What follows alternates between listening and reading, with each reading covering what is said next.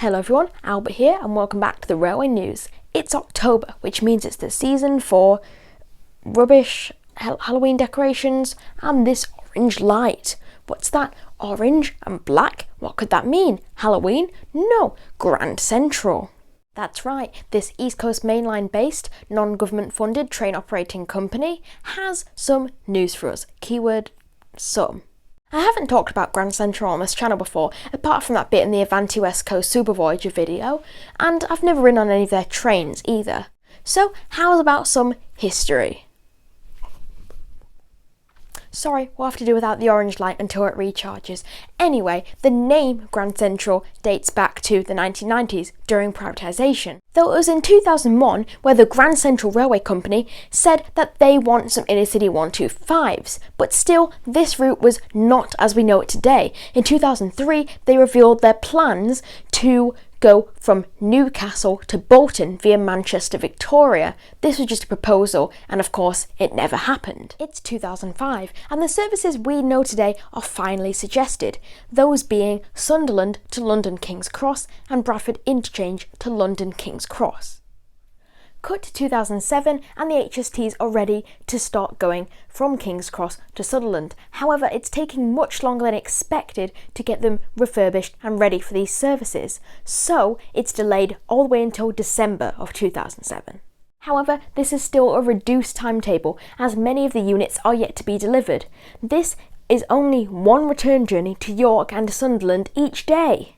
March 2005, finally, all inner-city 125s are here. However, a new reduced timetable has to be introduced because they keep having mechanical faults. Let's talk about the trains in question. 3 intercity 125s were purchased, each formed of a Class 43 at each end and 6 Mark IIIs in between. As you can see by this photo, they had a unconventional livery, completely black when they were first introduced, of course. They did not look like that later in life, and a strange yellow strip on the front. They also obviously had buffers, and buffers you might think are uncommon for high-speed trains, but you remember Class 91s have them, some Network Rail 43s have them, the 43 prototype had them, but honestly I think that kind of looks photoshopped. Anyway, where were we? If you're wondering why they had buffers, this is because in the late 80s they were added to help with the electrification of the East Coast Main Line. They would run together with Class 91s, but that is an image that I cannot find anywhere online, so you'll just have to imagine it. During the summer of 2008, you could also find some other trains running for Grand Central. These were Class 47s, 57s and 67s, pulling Mark II coaches on shuttles from King's Cross to Sunderland. This was while they were still having problems with the intercity 125s. In 2009, a 4th Sunderland service is introduced. To operate this, Grand Central leases 2 Class 180s from Angel Trains. The specific diesel multiple units are 180 112, 180 105, 180 114, 180 101 and 180 107. 3 of these specifically ordered for running the services to Bradford Interchange. The Class 180s are 5-car diesel hydraulics. 14 were built between 2000 and 2001 by Alstom. They introduced the orange stripe for Grand Central, and today they remain the only company that runs the Class 180s. However, before this, you could find them running for Hull Trains and East Midlands Railway and Northern Rail quite a while ago, and First Great Western. In fact, just this August, a Class 180 reached 125 miles per hour on the East Coast Main Line. This is a new British ETCS speed record. The next major rolling stock event was at the end of 2017, when all HST sets were sadly retired from service. To replace them, GWR gave Grand Central 5 Atlantes, the nickname for the 180s. Skipping through COVID, 6 years later, in 2023, 2 new trains are leased for the King's Cross to Bradford Interchange services. The 5-car electric multiple units known as the Class 221s, or Super Voyager. Currently operated by 3 different TOCs, these were of the variety that could still tilt up to 6 degrees, unlike those of cross country where the tilting mechanism has been disabled.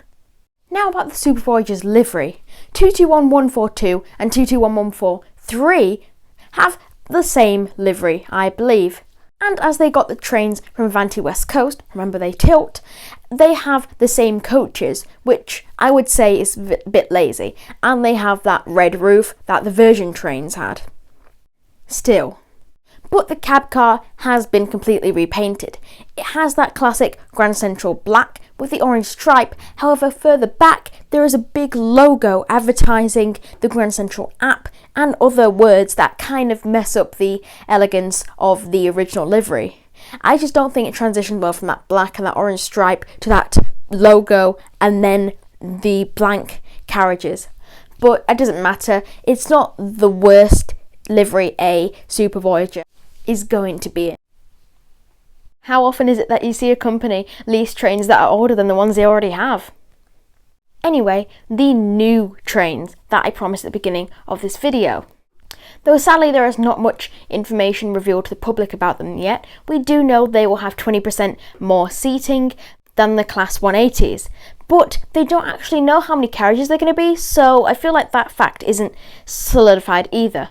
They don't know how many they're going to order, but they do know that they're going to be bi-mode because most of the East Coast Main Line is electrified apart from the line to Bradford, Interchange and Sunderland, of course. So bi-mode is the way to go.